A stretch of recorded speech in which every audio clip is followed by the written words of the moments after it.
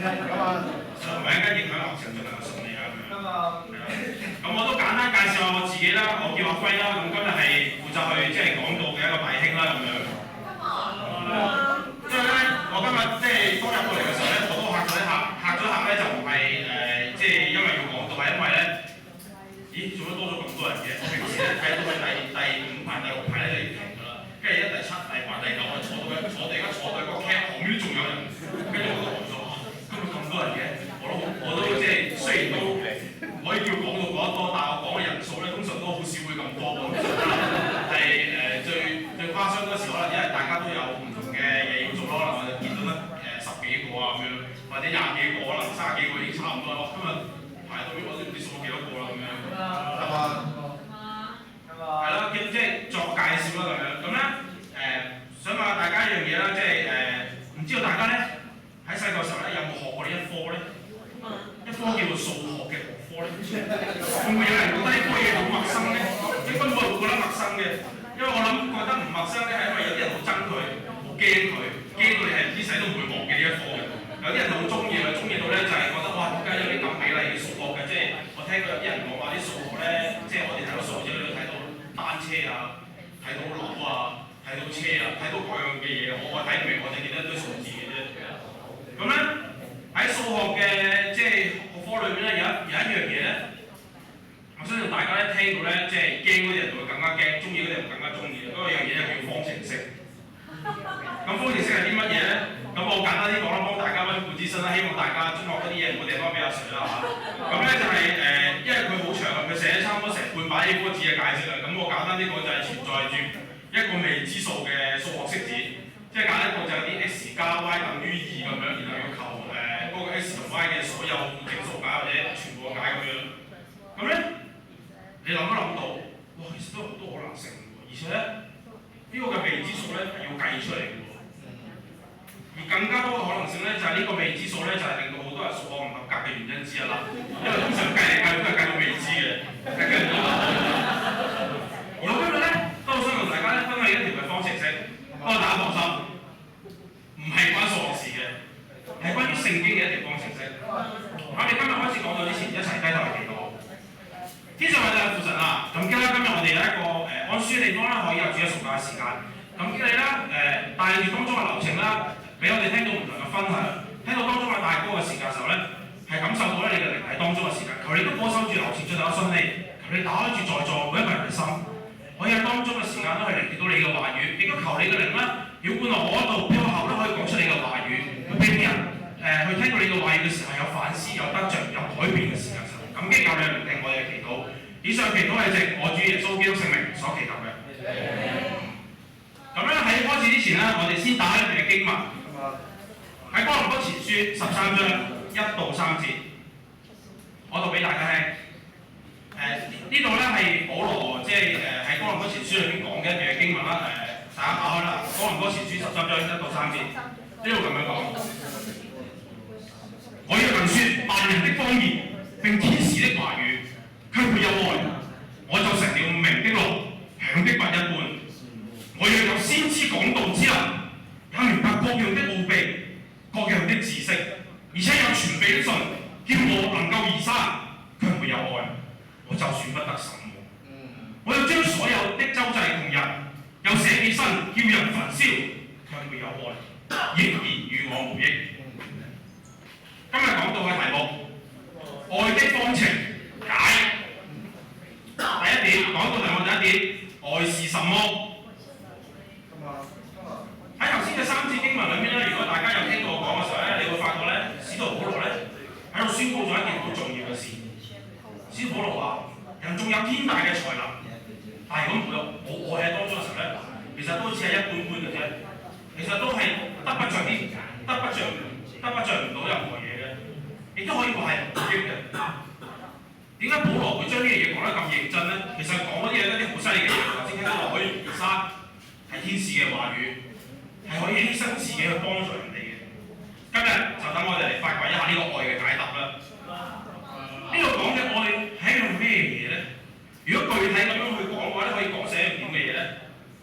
其實咧，我覺得呢度嘅愛咧就好似一條數學方程式咁樣嘅，即係點咧？即係呢個愛咧就好似呢條線個答案咧有好多個可能性嘅，可能有人會話，其實愛係一種憐憫咯，係一份嘅同理心咯。如果你冇嘅話咧，你有頭先講啲嘢都冇用啦。都幾好喎呢個解釋。有人會話咧，其實愛咧係要將你嘅才能咧用喺其他人身上嘅喎，而唔係恃才傲物嘅喎。呢個解釋聽落都唔錯，係可以將佢發揮到出嚟。有啲人好簡單都會話，喂，其實簡單啲咯，愛咪即係愛心咯。你用你嘅愛心去發揮你嘅才能，咁咪已經足夠咯。如果你慢慢推展落去咧，你會發覺有好多嘅方法，好多唔同屬靈嘅方向去闡述咧呢段經文嘅裏面所講嘅愛嘅。但係今日咧，用我以一個觀點去代入呢個問題嘅答案，就好似方程式裏邊，你可以代入唔同嘅數咧，其實都可以解到呢個方程。今日我代入其中一個嘅答案。而呢個嘅觀點咧，亦都係由我去理解呢個哥林多教會嘅背景嘅時候咧。慢慢咁去睇嘅時候咧，總結得出嚟嘅。咁我簡單解釋下多倫多教會嘅背景啦，咁樣。即係多倫多教會咧，當時咧係一個好大嘅教會啦，好多唔同種類嘅人一齊做基督徒啦，好似而家在座咁啦，唔同地區嘅人啦咁樣。咁有好多基督徒咧，佢哋咧以一個自我為中心嘅方式出發咧，去跟隨神。呢個到底係一個點樣嘅方式咧？即係我睇翻一啲資料記載啦，即係當時嘅人咧，其實佢哋會結黨分派咯，即係佢哋啲人即係信耶穌會信到一個地步就係，喂唔多，我覺得即係好似信保羅嗰啲喎，保羅講嘢好勁喎，即係句句都鏗鏘有力咁樣，我哋係保羅派嘅，其他嗰啲都麻麻地嘅啫咁樣。有啲猶太人咧又覺得唔係喎，我覺得我要信基法喎，信彼得喎，佢即係緊守猶太人嘅誡命喎，即係全部嘢都係跟足傳統嘅喎，我哋信佢咧先至冇錯喎咁樣。有啲人咧就信阿波羅，覺得咧佢善於去辯論同埋好識得講好多嘅話語咧，令到人覺得佢咧好淵博、好犀利。亦都咧即係分到呢啲嘅黨派啦，亦都咧喺某啲嘅時候咧，佢哋會同其他人分享聖經嘅時候咧，去炫耀佢哋嘅知識嘅喎，即係唔係為咗要改變嗰個人嘅生命，或者唔係為咗要話俾聖經咁講嘅，而係同我俾我識呢啲嘢嘅，好犀利㗎，聖經呢度咁講嘅，一點點好勁嘅咁樣。同埋崇尚好多自己個人嘅主義，好多恃才傲物嘅事，即係覺得我識嘅嘢多咯，我睇你哋唔起咯，你哋啲人唔識，即係會有呢啲嘅情況出現。甚至去到咧，當中有啲嘅基督徒咧，對於一個嘅題目就係、是、對於一啲有屬靈恩賜嘅人咧，佢甚至係提高一線嘅，佢會覺得咧佢哋係神眼中咧重要嘅一員。特別係頭先我分享嗰三節經文裏面提到嘅三種同傳福音。同傳道有關嘅才能嘅時候咧，佢哋睇得更為重要。講方言啦，識講天使嘅話語喎，即係雖然我唔明佢講乜，但佢講到話同天使可以溝通，咁你勁咯。講到教法，就好似我而家要同大家分享當中嘅信念，作為老師嘅教啲其他人去點樣去學習聖經嘅道理，去活出聖經。甚至好似當中講緊嘅犧牲奉獻，可能佢未必有頭先所講嗰啲咁嘅上，但係佢願意用自己嘅生命去活出聖經，去俾人學習。講到呢度咁美好、咁屬靈嘅一啲天賦同埋能力，擺喺保羅眼中，佢望住啲哥林多嘅門徒去做呢啲事嘅時候咧，你就好似形同虛設一樣。因為經文裏面，保羅形容佢哋缺乏咗一樣好重要嘅嘢。喺經文裏面咧，我哋見到保羅咧係好誇張咁去形容嗰三種嘅能力嘅。講到佢識萬國嘅語言，我諗而家你識8國嘅語言，你已經好犀利，你識萬國嘅語言，我諗教宗都唔夠你玩。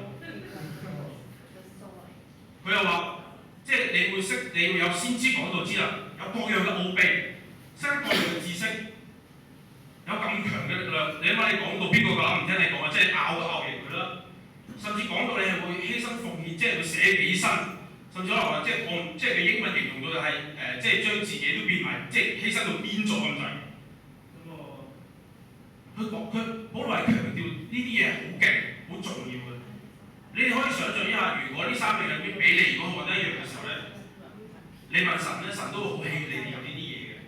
但係保羅喺呢度咧，佢講一樣更加重要嘅嘢，佢就話：你哋有呢啲咁勁嘅嘢都好，但係咧更加重要嘅咧係呢啲嘢裏面咧有冇愛喺當中。因為如果冇愛，如果有愛嘅話咧，先可以用呢啲嘅能力咧去榮耀神。如果唔係嘅話咧，其實你做得再多，講得再多，變得更多，亦都係白費一樣。講咗咁多啦，我好似都未入到去正題喎，咁樣。去講咧，因為我想俾大家清楚咧，知道點解我會選擇呢一個嘅答案咧，去切入呢段嘅經文。我答案好簡單嘅啫，我係啲乜嘢？我係接納。保羅話咧，要有愛嗰啲嘅能力，先至唔係白做。我唔知道大家咧，當睇呢段經文第一眼望到呢個愛字嘅時候咧，會唔會同我諗翻一樣？都諗起係我心中嗰份嘅愛啦，我唔知道啦。我心中諗起咩咧？我心中諗起嗰份愛咧，我第一時間冒出嚟嘅係基督嘅。更加直接嘅係咧，係基督對我嘅愛，對我哋在座嘅人嘅愛。而耶穌基督啦，佢第一樣對我嘅愛咧，就係接納我呢個罪人。佢同神一樣咧，好痛恨人去犯罪，但係佢接納咧，接納我哋，俾我哋重生嘅機會。我諗喺呢度頭先都講過，其實愛有好多嘅解釋，亦都可以套用好多屬靈嘅嘢去解釋呢段嘅愛係乜嘢。但係我相信今日神話俾我聽，今日要講嘅正正係接納。我講接納呢樣嘢嘅時候，大家可能會有疑問就話：神同耶穌接納咗我喎。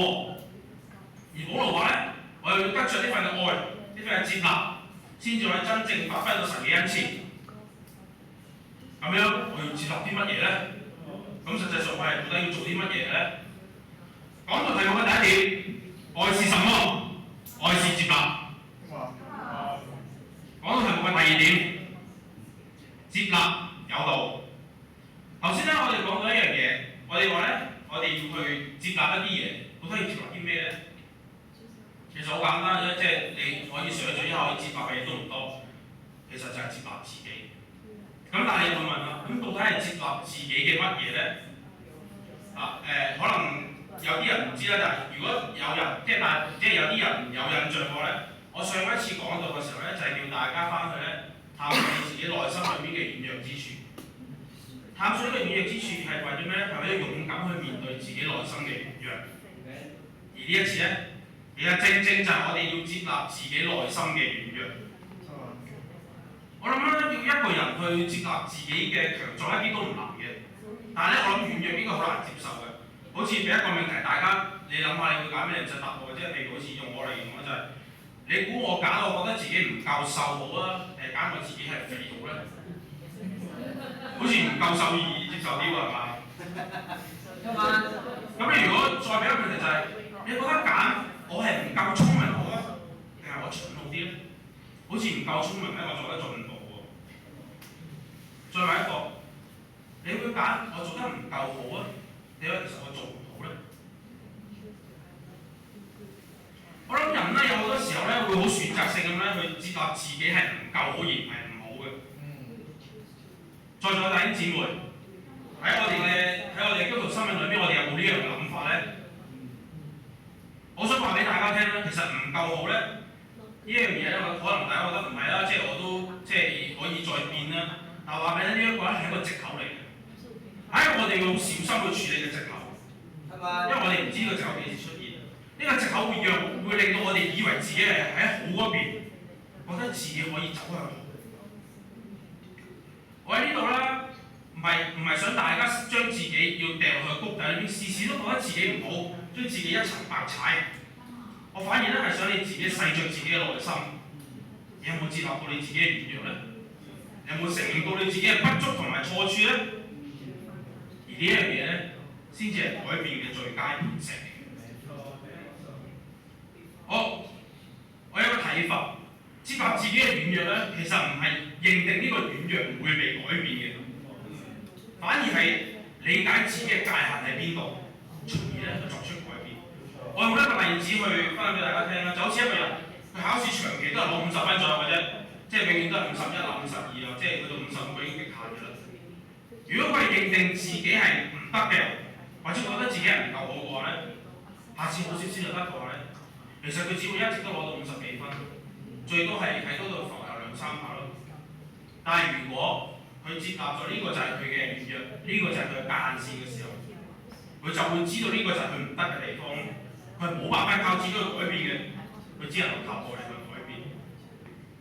我想強調一點嘅係，我想你哋咧去接納自己嘅軟弱，唔係代表咧要你哋學習一種負面嘅思考方式。我好想在座每一位即係聽講到嘅人啦，想你哋認清自己嘅軟弱喺邊度。因為我哋認清自己軟弱喺邊度嘅時候咧，我哋先至有辦法喺嗰個軟弱嘅位置紮實咁樣去依靠神去改變。喺度咧，我想分享一段經文去鼓勵大家嘅，喺哥林多後書12章9節，呢度都係保羅去講，即係喺個書信裏邊講一段説話。佢即係經歷過好辛苦嘅時候咧，佢祈禱啦，結果神俾一個回答佢。呢度咧，佢分享翻呢個耶穌同佢嘅對話。耶穌對我説：我啲恩典夠你用的，因為我的能力是在人的軟弱上顯得完全。所以呢度保羅講翻，所以我更喜歡誇自己的軟弱，好叫基督的能力覆庇我。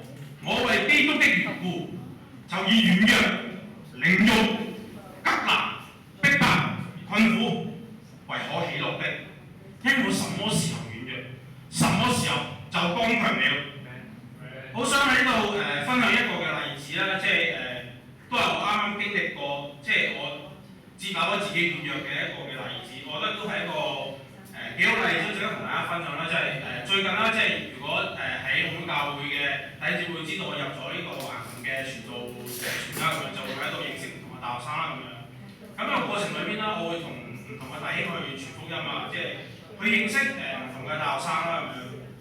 咁呢個過程裏邊咧，即係身邊嘅弟兄就不斷提醒我，其實喂，我哋要去分享自己嘅生命啦，我哋要去即係講自己，即係做基督徒裏邊邊樣嘢改變我啦，去話俾嗰啲人聽啦，好似播種咁啦。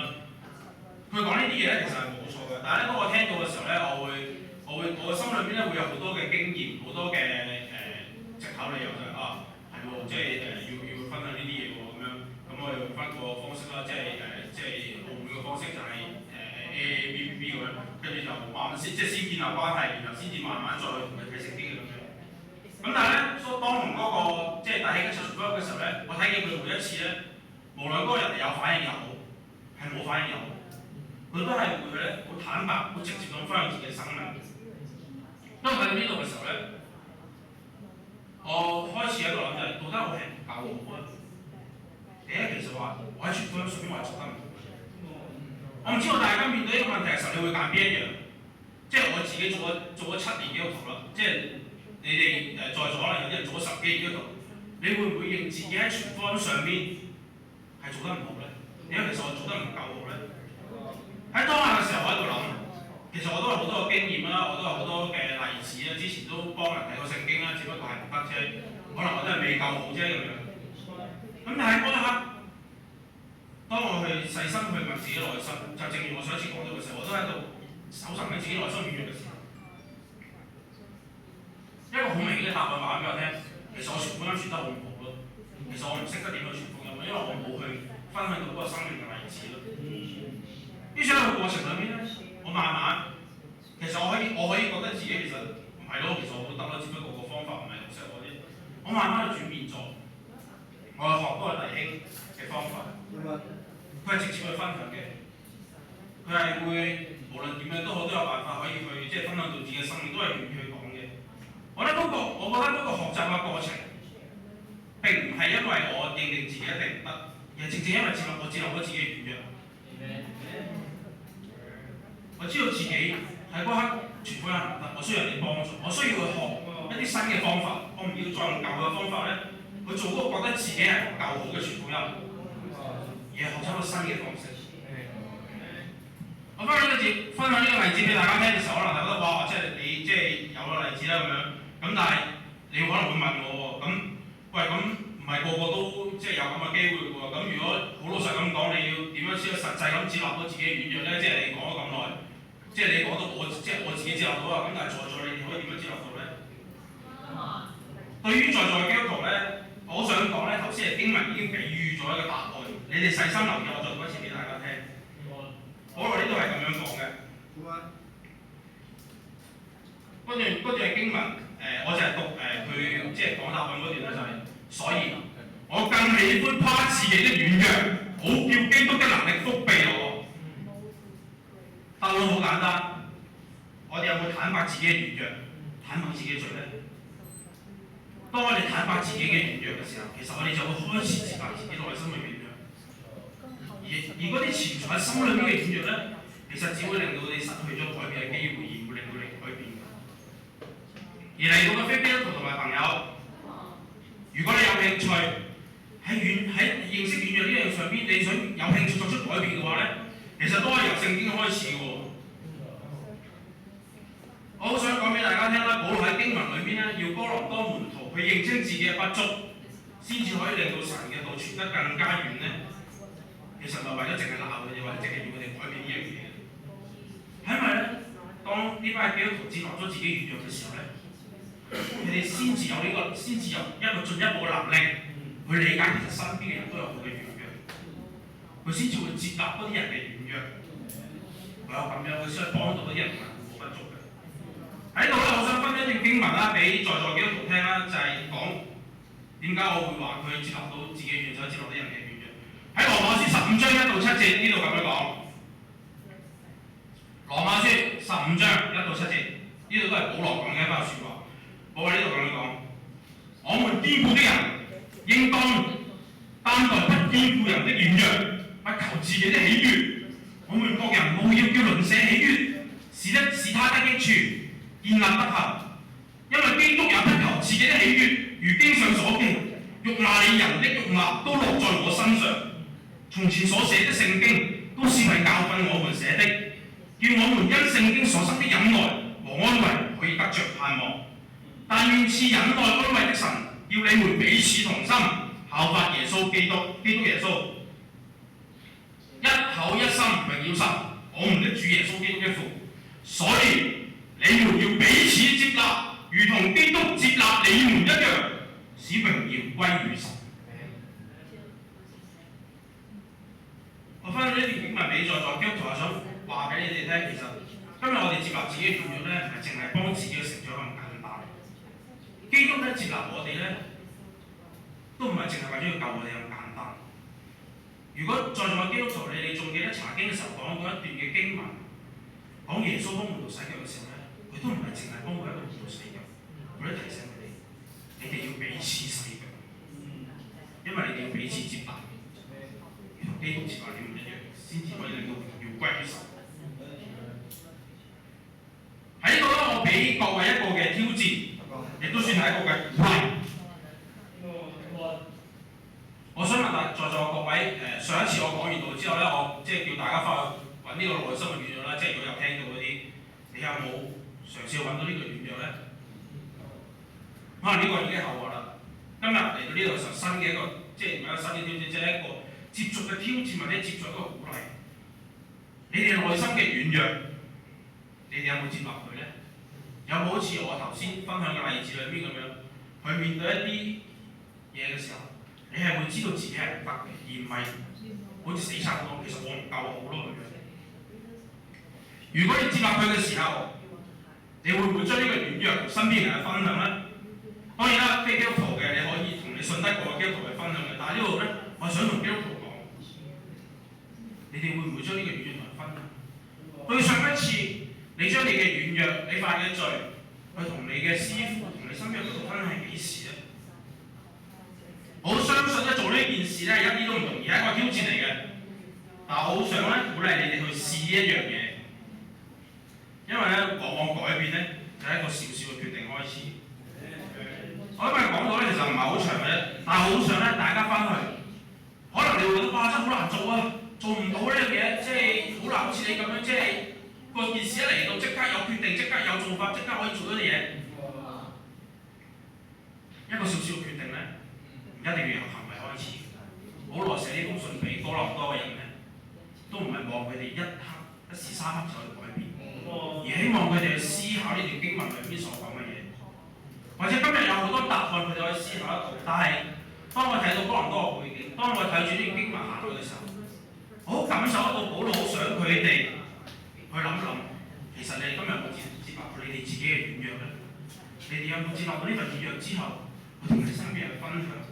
然後好似頭先經文咁樣講，係可以去彼此去接納，然後使呢個榮耀去歸於神咧。願神祝福佢嘅話語。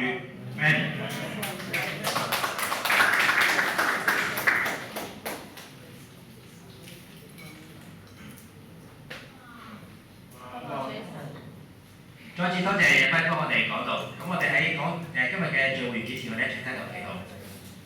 天父爸爸，今日我好感激，即係可以喺呢度啦，有唔同地方嘅人嚟到去聽神嘅話語。求我哋心裏邊咧都係去用心去理解最妙嘅道，就係愛嘅道。求你都保守住我哋心啦。當我哋喺呢個會堂嘅時候，我哋唔係聽完就算數，而係喺我哋心裏邊有種子種咗落嚟嘅時候，叫佢發芽成長，俾我哋可以有改變嘅機會。咁嘅求你啦，睇聆聽，嗰個奉主嘅求你命。好，咁咧我哋下個星期係會有同樣時間同一地點喺度咧，有我哋嘅主日崇拜。咁最後咧，我哋請歌唱領袖帶埋出嚟唱一首歌。